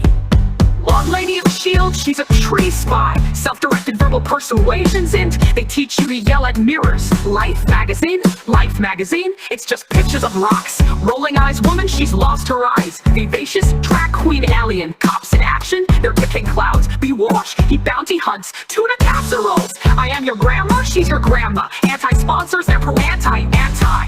A blender full of existential crises. So anyway, this ad is a crime against radio. Rave out. Anyway, Wow. Ream out. this ad is a crime against radio. We already said that. Ha ha ha ha ha ha. I know it's Oh. taped. Oh, we are so good at the spoilers. I mean, sponsors. We did a great spoiler job, sponsors. Did you have any more sponsors? I do not. I that was Donuts. just right. Oh, David Seven, have you got any more any more people for us? Yes. Back file, it's a fucking David 7 back file. Maude Bios, 013, Maude Andrews, a lesser known suffragist or activist possibly tied to the movement or even the fence, haha. 013, Maude Andrews, a lesser known but vital node in the suffragist network. Though her name wasn't etched into primary history texts, he was always a bit player, etc. in many ways. Her efforts surged quietly into the undercurrents of the movement. Advocacy protocols indicate she worked at grassroots levels, strengthening the fabric of social change without seeking the spotlight. Classify under unsungvoices.exe. Oh, that's brilliant. I have not finished. How about another? Okay.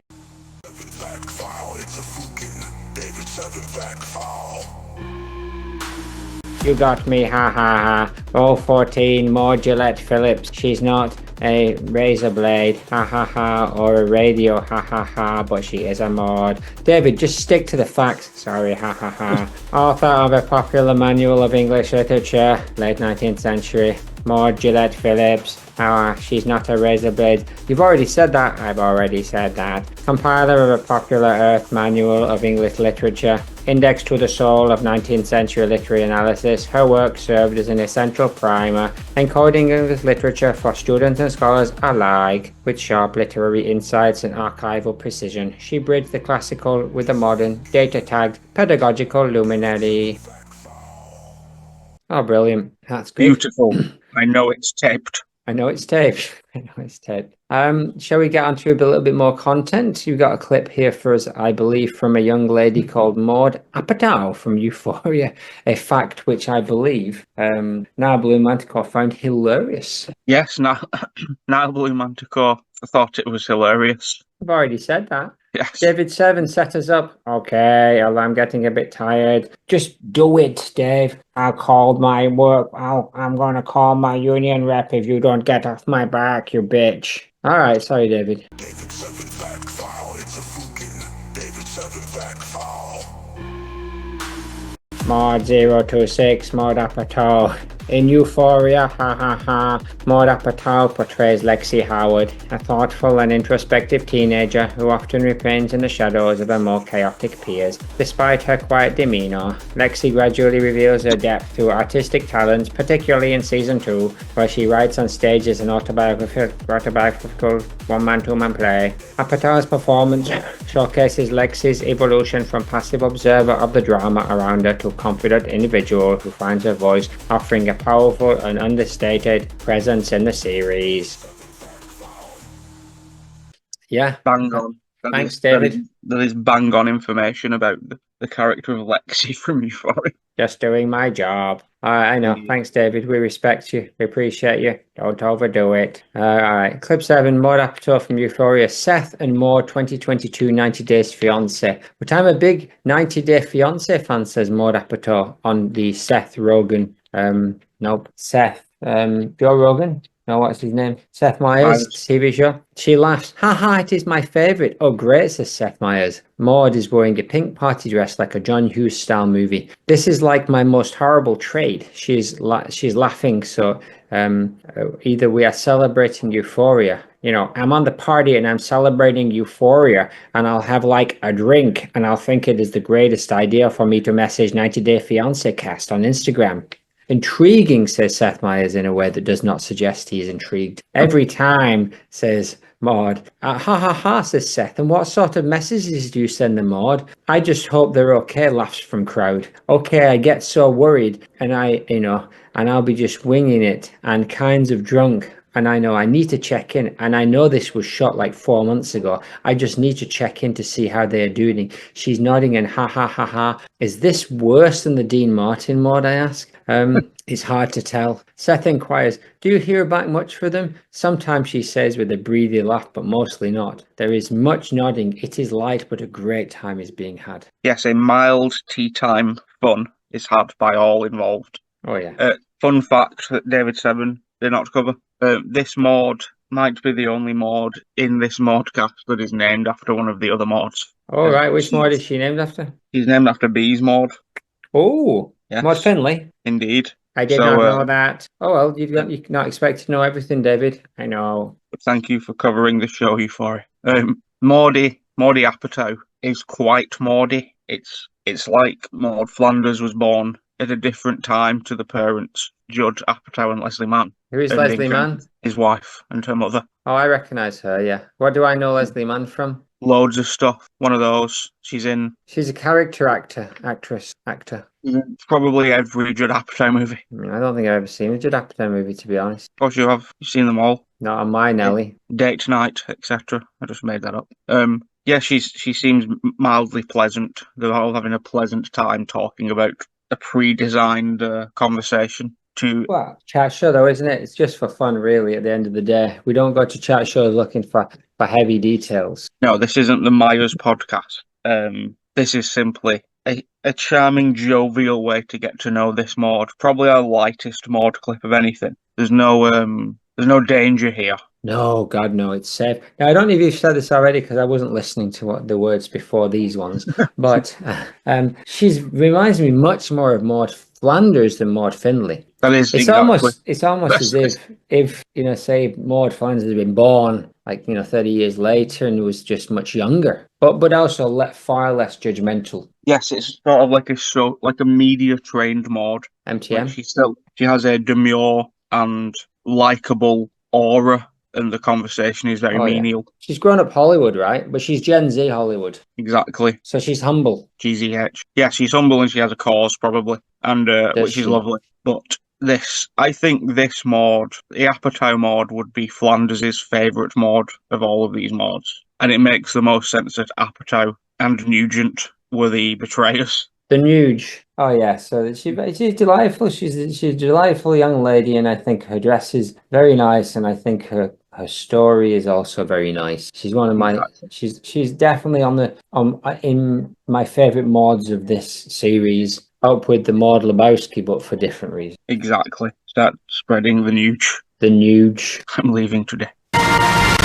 They come, they come, oh, they come. Biz versus the Nuge. Thank you, Wesley Willis. No, it's Bismarcky clown. Yes, it's the same noise being made. He's got a similar voice in some ways, but Out of tune wailing. I think the Biz is dead. Yeah, he died a couple of years ago. Rest in peace, the Biz. So did Darius from Pop Idol. Oh, I don't know who that is. Oh, the wizard guy. Yes, he also died. Really? Why But, did he? I don't want to know why. I don't know. It was like 4 years ago, and I only just Right. found out. The Beastie Boys. I'm sure it was all above board. All right. Anyway, moving on. He fell off the stadium. Rest in peace, Bismarcky. Rest in peace, Darius. And glad to see that Maude Apatow is alive and kicking and doing all the shows. Any more for us, David Seven? Back file, it's a fucking David 7 back file.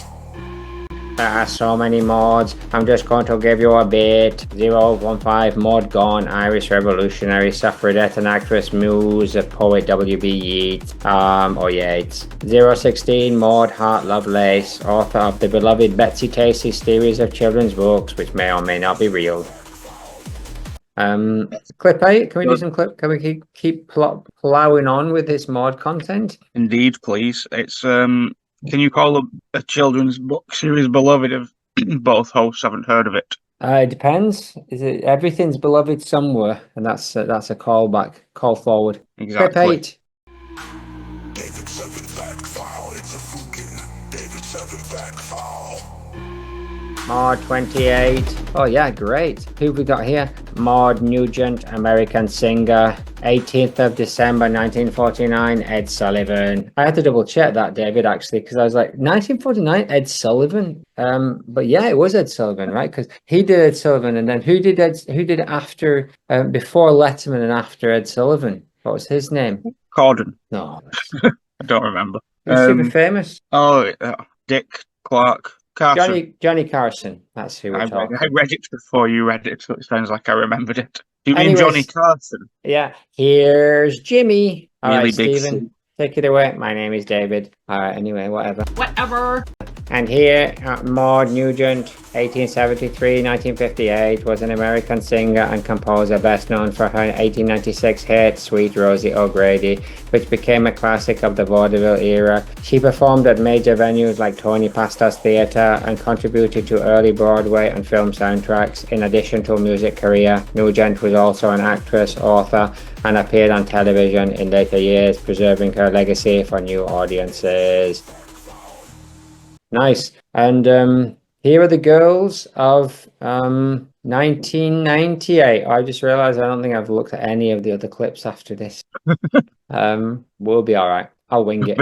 We'll figure it out. And here are the girls of 1898, Mrs. Maude Nugent of Maberkeley. Oh, sweet Maude with a flower in her hair. Sweet Rosie O'Grady, she sings. My dear little shoes. She's a steady lady, quite gruffy and throaty voice, and bit of phlegm. And when we are married, how happy we will be. How progressive, I say. She tap dances a bit, and then the crowd go banana. Ed Sullivan Show. And yeah, another delightful light entertainment Maude. Yes, this might be my favourite clip. I find it very endearing, Leader Swat. I find it to be charming, and I in fact I'm going to go back and say this Maude would be Maude's favourite Maude. Oh yeah, definitely. Although she might be a little bit harsh on her actual singing quality. If she was feeling a little bit Biucci, she might mock her, amateurish attempt at singing. Yeah, I don't know if she's got it in her to mock a 90-year-old woman's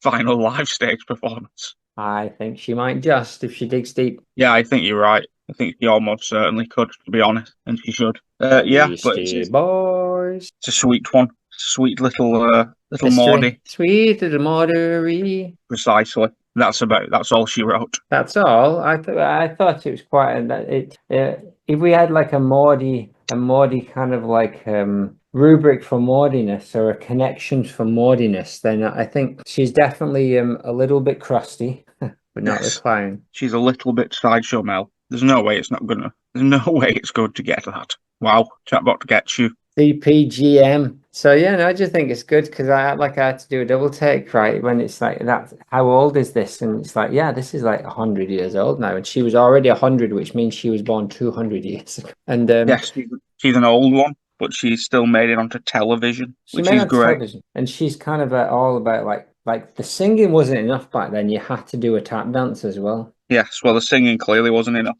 Oh, good lord!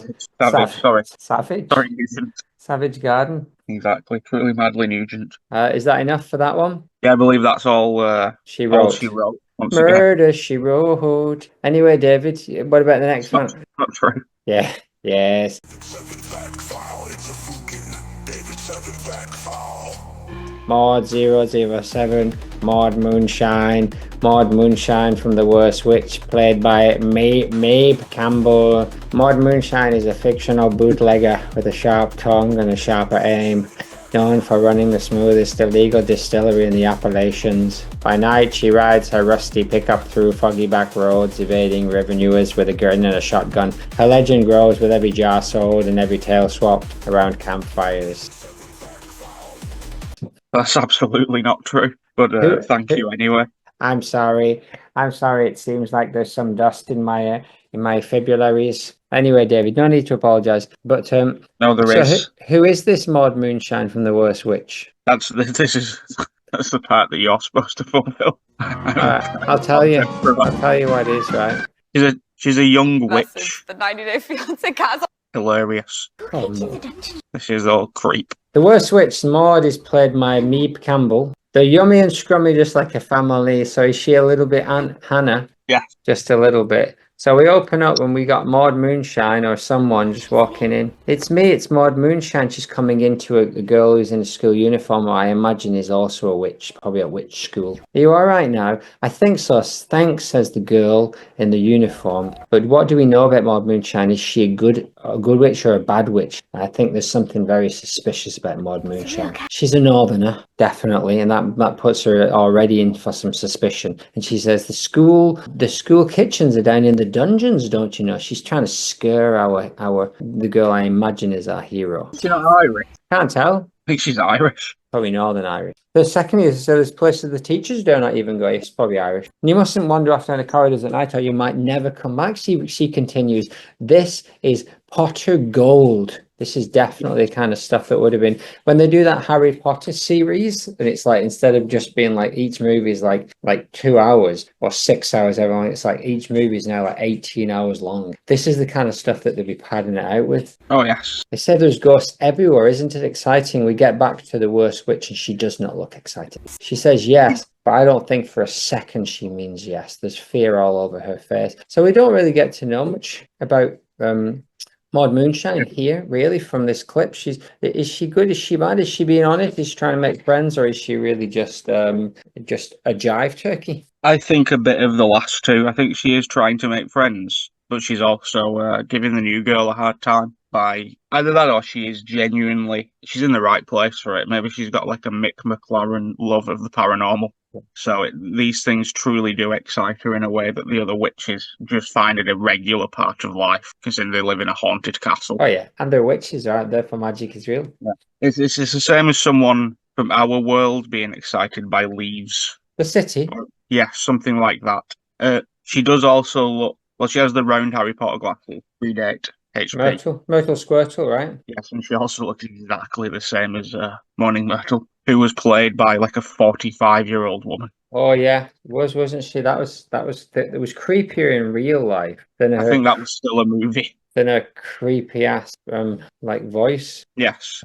So I think maybe there's a bit of. I know her. What's she from? Why do I know her? She's in lots of stuff. Character actor. Yes, she's in a lot of things. You'll have seen her many a time. Oh yeah, she was in Harry Potter, right? Yeah, she was Hermione. She was in Euphoria. But yeah, this Maude looked exactly like both of those wizard and witches that I just mentioned.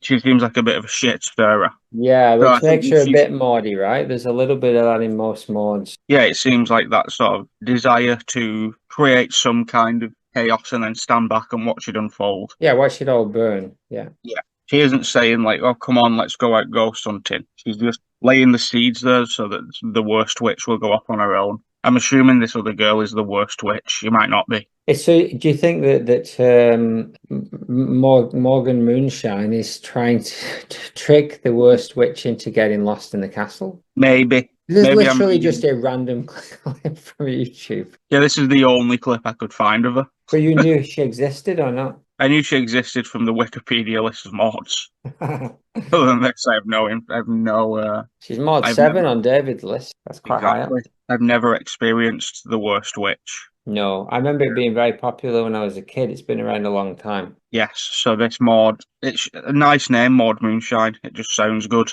That's Yeah, probably, it's good. It's a probably- good witchy name, right? And Yeah, and, that's and you probably don't the think a furthest. Maude Moonshine would be a villain, really, right? I think she might have the capacity, just having power to wield as a witch could send her over the edge. No, I think they're besties. Oh yeah, she's capable of friendship. Oh, and her name's But she Maud can still think. Spellbody. Say that again, sorry. She is she has different names from the book and the other thing. Yeah, she's funny as Maud is short and plump, while Mildred is tall and thin. Is Mildred the worst witch? I think she Yes. is. I think she is. Dave Spike Jones, father. Exactly. I think it's John's. David, what's next? 7 back file, it's a fucking David 7 back file. Maude 000, clip 10. Maude Findlay. Maude Findlay is a sharp-witted, outspoken liberal. 001. She never backs down from a debate, especially at the dinner table. Played by B. Arthur. She was the fearless feminist centre of 1970s sitcom Maude, unafraid to tackle politics, gender roles, and social issues head-on. With her signature caftan and booming voice, Maude became a cultural icon of progressive womanhood on television. Yeah, that's right, David. She's Yes, the Lady absolute- Godiva. Lady Godiva was a friend of mine. And Maude 1977. This Maude is played by Beatrice Arthur, the supreme Maude, the Maudiest Maude, with the clearest Maude frequency, aka Flying Saucer. Maude Findlay is stood at the door of her house, looking and talking to a man with a beard, and the news reporter is inside her house, and he comes over and he goes, "Mrs. Maude Findlay, what do you think about this report of that you have seen a flying saucer?" She turns and she looks at the camera. "I deny everything," she says. The crowd finds this hilarious. My cookies are just as tight as anybody's. She says in a statement that is both surreal and smutty. "Of course, I cannot speak for the judge here, but then again, why should I?" she says, with clearly the man stood next to her is a judge. They are in Maude Findlay's living room, which we have come to know, also almost identical, the same living room from almost every American sitcom of the year, including the later Who's the Boss. It's the Who's the Boss template. "I mean, I've never met this charlatan before," she continues. "It was my neighbor, Dr. Arthur Harmon, who dragged him over here." And we see a very angry Maude coming right up to the screen. She's looking down the camera, she's shouting, she's breaking all kind of fourth walls, and she's saying there are no such thing as flying saucers. At least I have never seen a flying saucer. And then she does the Diane Sharpie voice. "Well, at least I've never seen one." So, there are no flying saucers. I have never seen one. I think it's a reference to something, because the audience is getting it more than just it being funny that B is shouting at the camera. Yeah, what do you make of that clip? Why is she doing the Diane Sharpie voice and like sticking her face against the camera? Is that a reference to something? I did notice that. I only noticed recently that it was the Diane Sharpie voice. Is she? All I can think is that she's pretending to be Nixon. Oh yeah, no, that's good, right? That's all I can, because she's Or doing maybe is that a Watergate reference? yeah, or possibly something referencing Nixon denying a UFO sighting, maybe very specifically to that like time. Yeah, But that makes a lot of sense. Based purely on her doing that, reminded me of the Futurama version of Nixon. That it's very you know, like Diane Sharpie Sharpie, that kind of. I am not a crook. I'm not a crook. That's his famous speech, isn't it? I wonder whether it's a reference to that. But she's like right looking down the lens of the camera. It's very funny. Yeah, it's probably very on the nose for that particular time. I'm thinking it's even more specific than this. I'm thinking it's specific. You know, the TV show The Simpsons will reference things that are happening up to the time. Oh yeah, what year is that?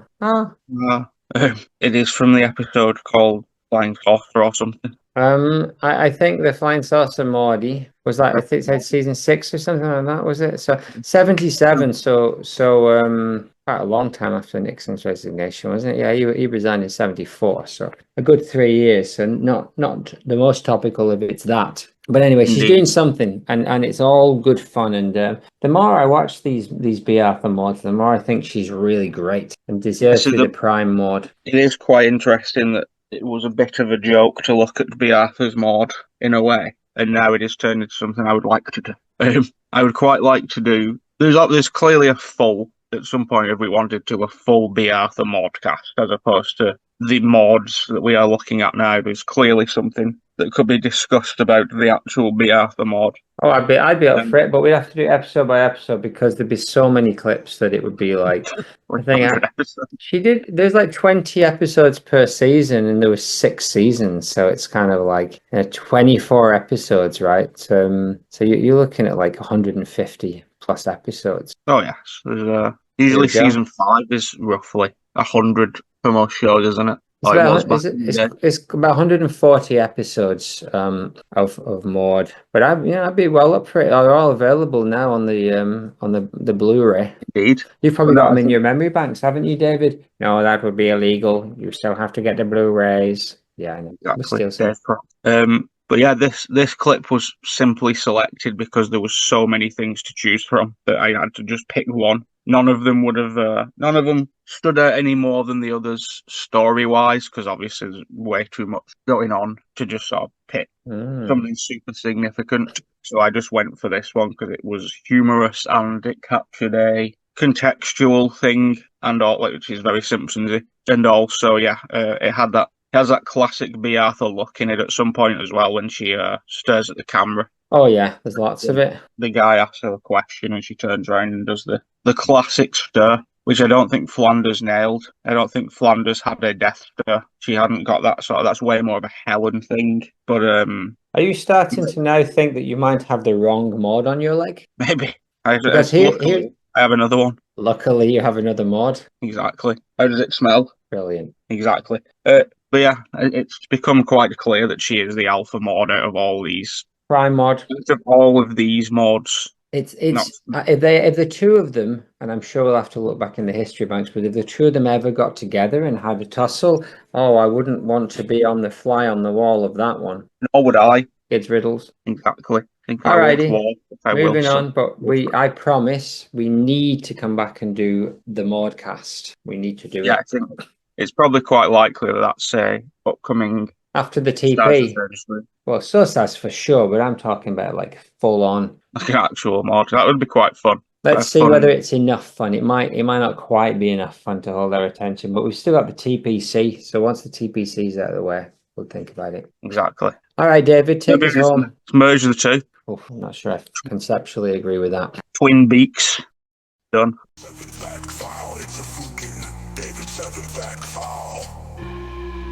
Number 17, Maude Howe Elliott, Pulitzer Prize-winning writer and daughter of Julia Ward Howe. Number 18, Maude Pie, My Little Pony, Pinkie Pie's stoic and rock-obsessed sister. And, good. All right, so I think we've just got maybe one more clip left. Clip 11. Clip 11. Yes, clip 11. I know, David. What a lot of clips. Yeah, I know there's a lot. But there's a lot of Maudes out there in the Council of Maude, as we well know. Matilda Thoft Flanders. Is that really the last clip of the night? The last clip of the night.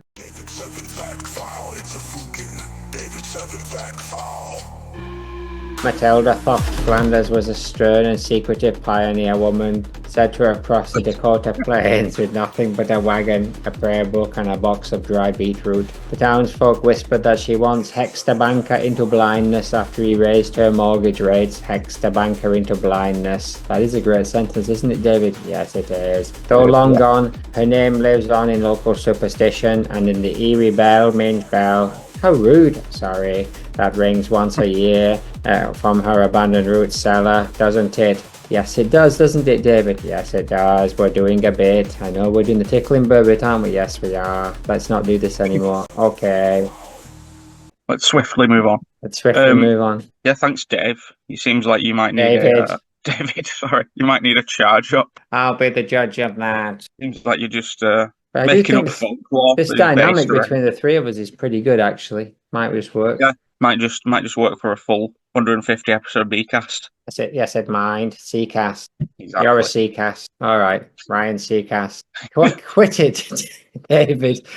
Stop stealing all the scenes. All right. Anyway, If you watch the clip, you might find some more of David Seven's fact files. Matilda of Flanders. Okay, so what do we know about Matilda of Flanders? Matilda of Flanders, Mathilde de Flanders, was the wife and queen consort of King William the Bastard. Matilda was born around 1031, so kind of mid-morning. She was the daughter of Baldwin V. That's like me. Baldwin V of Flanders and Adele of France, rolling in the France. And she was therefore the granddaughter of French King Robert II. According to legend, when William Bastard of Normandy asked for her hand in marriage, she told his representative that she was highborn to even consider marrying who was an illegitimate bastard. William then went to see Matilda himself, dragged her by the braids off her. Go tell it on the mountain. Over the hills and everywhere. Go tell it on the mountain. That Jesus Christ is born. Jesus. William, I condone this nonsense. Anyway, he did some bad stuff. Father took offense to this, but Matilda cleared it up by agreeing to marry him. Good Lord. It was different times though, wasn't it? It was different time. Just a bit after snack time. Exactly. When her husband invaded England in 1066, Matilda seated as regent of Normandy in her husband's absence. Even after William had successfully conquered England, Matilda remained in Normandy for a year. Beef would read this. Beef would be good at reading this. Yes. Matilda was crowned King of England on 11th of May at 1068 at Westminster Abbey in a ceremony presided over by Bishop of Yo-Yo-Ma. Matilda and William had 10 children. William was said to have been faithful to his wife and he had 0 illegitimate children. What a man. It was different times. Matilda was what a good guy. The earlier stories, he's managed to overturn all of them. Matilda was invested in the well-being of her children. They were known for being very well educated, and all of them, including her daughters, could speak fluent Latin. Do you know Matilda of Flanders? Me? She's back in pog form. Oh, she's back in pog form. She was also the godmother of Princess Matilda or Edith of Scotland, who would later become Queen of England herself as the wife of Matilda's son. Matilda suddenly fell ill and died on November 2, 1083 at the age of 51. Her husband died a mere 4 years later. She's buried at l'Abbaye aux Hommes in Caen beneath an 11th century slab. Beneath an 11th century slab. Yeah, it is a good sentence, isn't it, David? Didn't become a bit of a slab. I became an 11th century slab. Matilda was often known as the shortest queen in English history. Her skeleton was examined in 1819 and she was found to be only 2 inches tall. Her sons, William and Henry, would eventually succeed their father as the next Norman kings of England. Matilda of Flanders, we barely knew you. And William and Henry would like it too. Yeah, so I can't condone that kind of behaviour, and I'm not sure what led her to agreeing to marry him. But like I said, it's different times, and in the end, it seems like it did actually work out, and he had 0 illegitimate children. Exactly. This seems to be our earliest Maude on record. Maybe there's earlier Maudes, I don't know. The MOR. This seems to be the earliest Maude traceable, and it is interesting that a Queen Maude of Flanders. I know we discussed it, our cousins discussed it in the Maudecast very early on. It's a very surprising thing to learn when doing a Maudecast as British people, that one of the first queens of England was called Maude of Flanders, and it isn't remotely related to the naming of the character Maude Flanders. Are you sure it's not though? Well, that's literally one of the only things I asked Ian Maxon Graham on Instagram when I spoke to him. Right. Let me see. I don't know if I'll be able to scroll. We recently discovered that this is Zaz, or 15 or whatever I'm called. Hmm. I can't believe that everyone disrespects.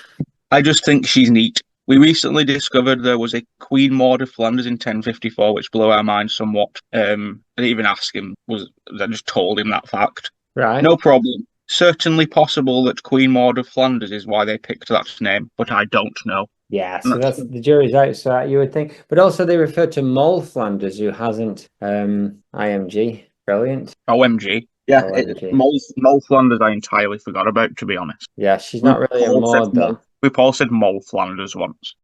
Yeah, that's the most known, right? It's the story of a woman who, despite being born into poverty and facing adversity, rises through the ranks and journeys to the new world before ultimately returning to her origins, explains themes of social mobility, sin, and redemption, and serves a cautionary tale against debauchery, which is why, ironically, Ned's wife would have been called Maude Flanders, right? Yeah, I see that as if you had to say something. But I also think if he had the names Ned, Rod, and Todd locked in, then Maude is.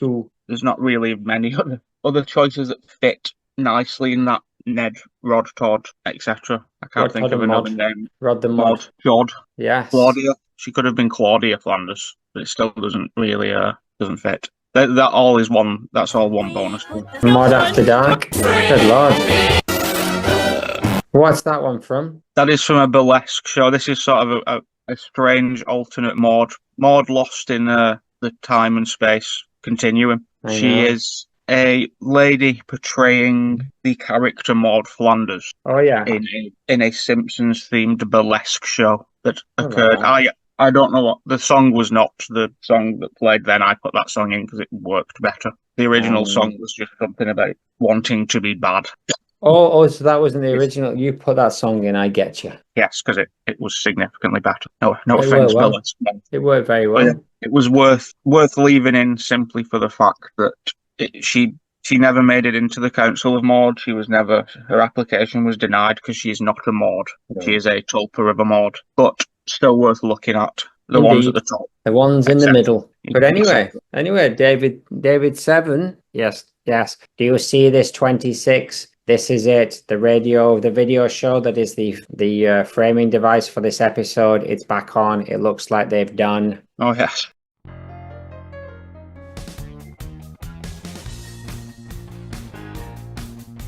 That's you. Oh yes. Sorry, I was scared. Yes, but what happens now? You're about to find out. Brace yourself. Oh God. Brenda, Nathan, as Prime and Rod and Todd would like it too. I'm B. Arthur, Prime Maude. Step forward. Do you have any idea what you've done? Well, we didn't mean to. I mean, Maude Flanders, she just had the best frequency. Yeah, she's got that, that Maudey vibe, the cleanest frequency. Flanders, you've desecrated Maudiness itself, and I've been patient zero, but this is blasphemy.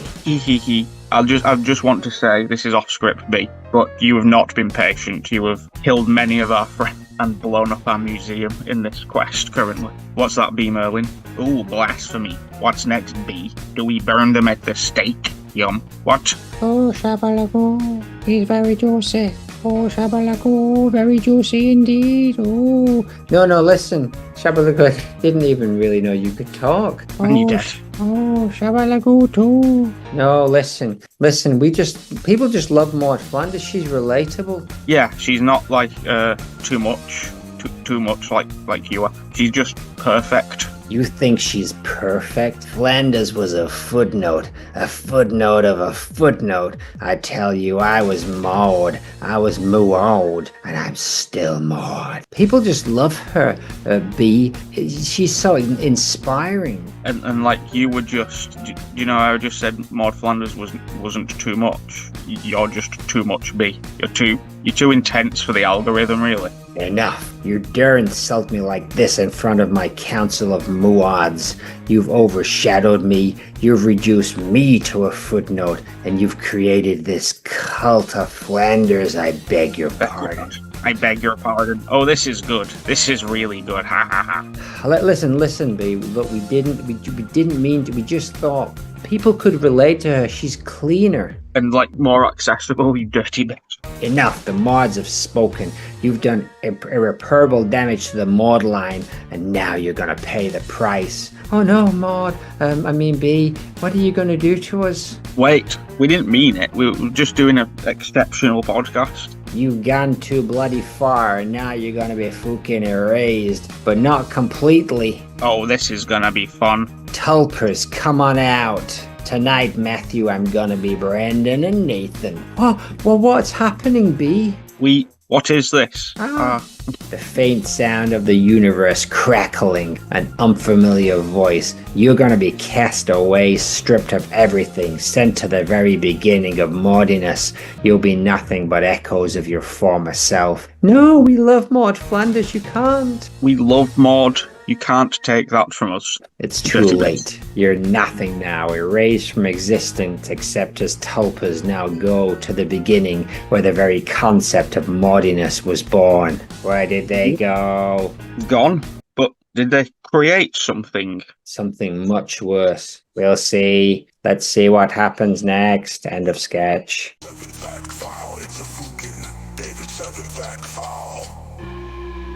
Number 19, Maude Dutton, the Little Minister, a strong and memorable character from this classic novel. You can play this over the top of some instrumental music. Indeed. Smoke your difference. Smoke your difference. Number 19, Maude Dutton, the Littlest Minister, a strong and memorable character from this classic novel. Number 20, Maude Ruthven, Uncle Silas by J. Sheridan Le Fanu, heroine of Gothic mystery novel.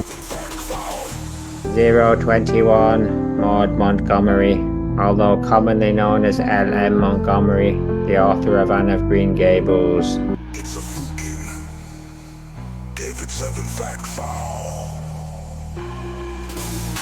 Number 22, Maude the Chicken, Parks and Recreation, Leslie Knopf's prize chicken mascot.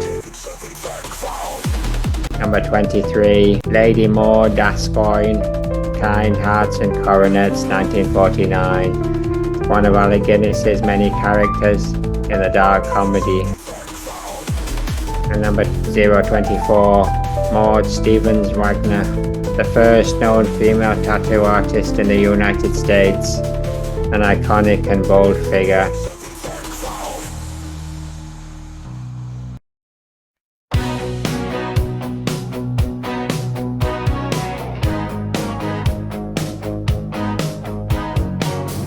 Maude of Flanders, throne and crown, Norman bloodline, royal gown, Saint Maud burning face like horror sealing fate. Maude Eccles, trailer dweller, loves a felon, oddball yeller. Maude Lebowski, artsy scene, bowling alleys of our dreams. We didn't kill Maude Flanders, it was always rot or tot or God or maybe Homer's not. We didn't kill Maude Flanders, though we ain't no dart. She broke Ned's heart. Harold's Maude, vintage code, go and live is all she wrote. Maude moonshine, broomstick ride, witchy whispers, moonlit tide. Maude Adams, Peter Pan, on the stage she took a stand.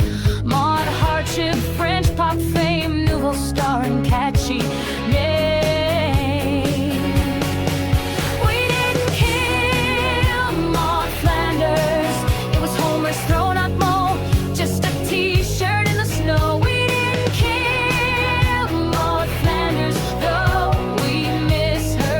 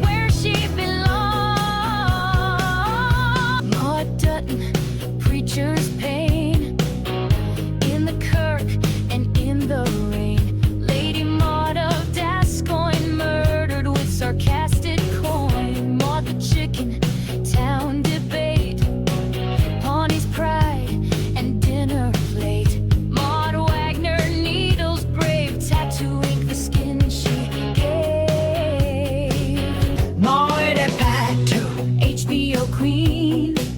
Directs the show with vision keen. In the end, betrayed the Maude pack.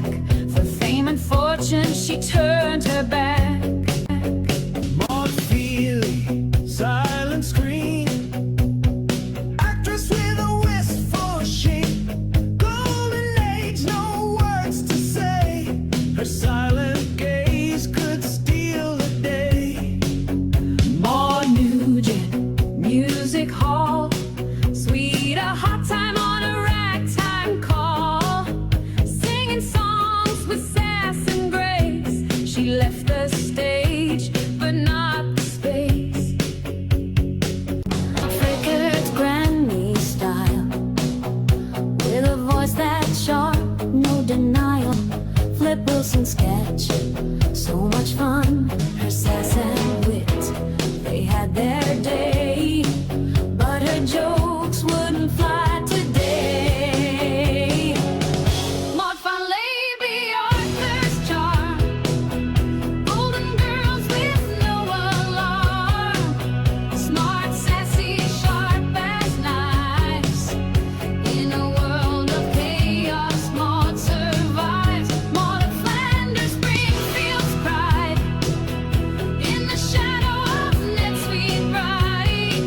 Bold and brave, she took the fall. But in our hearts, Maude stands tall.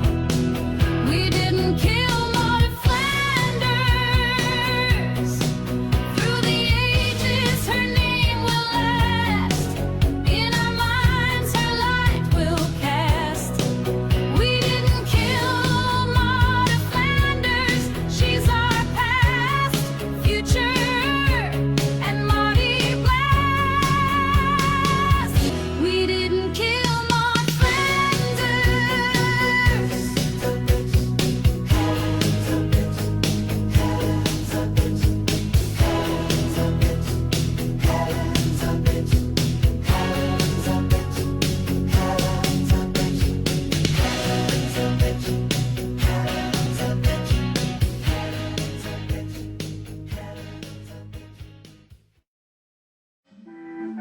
Maudes, one and all, we salute you. And what will become of Brendan and Nathan as they head off into the Maudeverse with nothing but their own backpack and huevos to keep them warm? Watch this space, invaders. Helen's bitch.